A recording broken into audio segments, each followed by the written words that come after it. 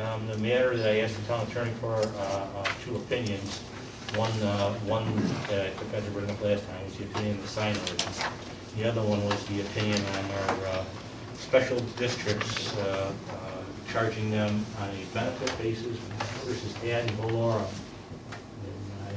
I asked, you said you would research that? Yes, it is done on a benefit basis. I talked to the Association of Towns as well as the State Controller's Office.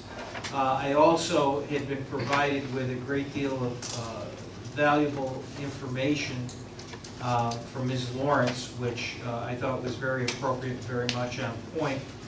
One of the concerns that had been raised is the same issue that has been talked about before with regard to the handling of the mobile home parks, that being with a one-unit charge for all mobile home parks except Cherrywood, which is charged on an individual lot basis. And my concern was whether or not this was legal and proper to do. The State Controller's Office indicated to me that it is clearly proper to do because it is based upon a benefit basis, and it's up to the board to determine whether or not this is fair based upon the benefit that is received.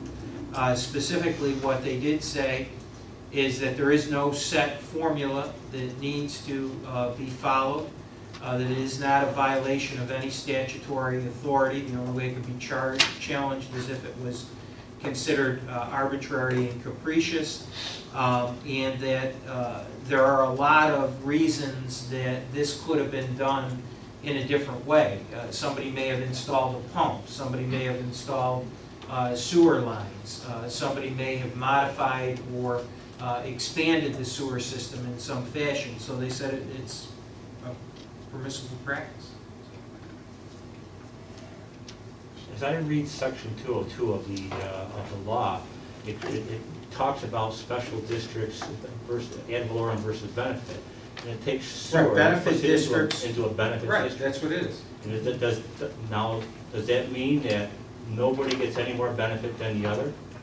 Well, it means Equal that benefit. it's up to the town board to, no, it means it's up to the town board to make a determination as it relates to the charges concerning the district, as to the benefit that's being received, and assess the charges based upon the benefit.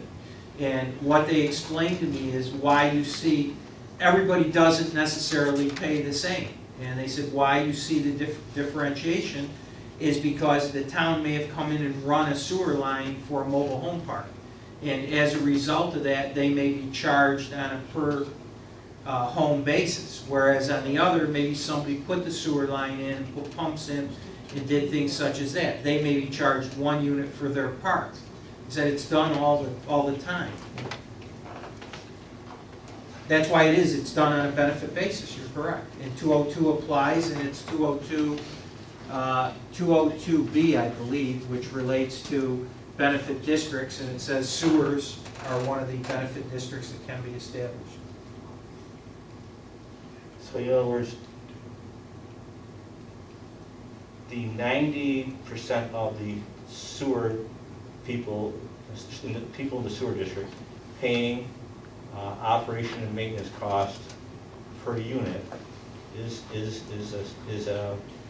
the same benefit as a mobile home park with 400 paying one operation unit. What I'm saying to you, Don, is I wasn't here when those rates were established and those determinations were made. You asked me to get information as to whether or not this is a proper method of doing it and whether it's legal. The Comptroller's Office said it is proper. Based upon, and I gave them the information relating to the mobile home parks, and that one is charged 1 unit and the other is charged 50 units. They said that's perfectly proper. There's no set formula, and it's up to your board to make the determination, which was made whenever. And I don't know, it's unfair to ask me because I wasn't here 20 years ago when somebody said we're going to charge this mobile home park 1 unit. I don't know if that mobile home park put in pumps, ran sewer line in, did a pump station. I have no idea what they did, but as long as the board at that time did not act in some arbitrary and capricious fashion, it's not improper. Arbitrary and capricious was never tested in that instance. They just did it, and nobody questioned it. I don't know.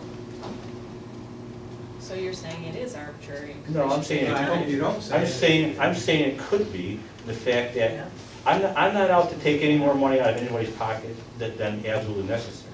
But I'm not out to have people paying per unit sewer charges and then have one block of 400 that pays one. Because it would behoove residential units to suddenly block up and say, we're 400 units and we want the same deal that you gave over there. And they wouldn't necessarily get it. I mean, there must have been some reason, which I don't know about, because I was on vacation during that period of time, but I don't know what the reason was why some were handled differently than others. All I can tell you is the state controller's office said to me, there is no set formula, and it varies based on what was done. If some, I don't want to have to say it again, but if somebody made all the infrastructure improvements, ran lines, put pumps in, that may be the reason that they were charged one unit as compared to somebody else where the town may have run a line 100 feet and dug under a road and supplied it. That may be why they were charged 50 units. I don't know. Is there any desire in the board to equalize this or not? No, because I can tell you right now, in the Higby Road Water District, where there was issues of similar nature, because there were some residents that paid for the entire line to come down through, so they're not being charged on that because they paid for the line. See, those are the things that all factor in. Where other people, whether they hook up or not, are charged because that's part of being in that district. But the person who ran the line initially isn't gonna get charged because they spent out of their own pocket for the entire line that's servicing now all these other people. Richard, desire to fix or not? Well, I don't know if you want to say fix. I mean, do you want to change? Equalize. Yeah. Well, can you say change? We have to look at everything in all the mobile home parks and see how they. Exactly. I'm not talking about one, but there's two in my area. So, you know, it's not just the fourth ward, it's the first ward too. Dave, desire to fix? Well, I don't think we have enough information. I think we need to know why Why the they were solar- granted as they in the were. first place. I don't think we have near enough information to make that decision. Who's got those? No, right? I don't know. and you're absolutely right, Dave. There's a lot of things that have transpired over the years. To start with, you had one of the bigger mobile home parks up there, which was requested strongly by the town to go into Sewer District 8 when Sewer District 8 was created up there, which basically, because of putting them in there, okay, because they didn't want to go in there. They had no willingness to go in. They were asked strongly to go in, and they went in there, which dropped the rate from about $800 a year per individual to about $100 and something a year, okay? That was a benefit to everybody in Sewer District 8 when that was created. Additionally, I know there were, in subsequent years, there were projects done across the street where they pay on an individual basis. And those projects, at least one that was done during my term when I was a controller, which ran into a large amount of money that was paid for by the town. So I think there's counterbalancing things that were done that justify this thing. And I think Dave's right, to go back and start singling out every little thing that this one did, that one didn't do, et cetera, et cetera. I think you've got a situation that you'll be going back 30, 40 years, and it's going to take inordinate time to figure this whole thing out.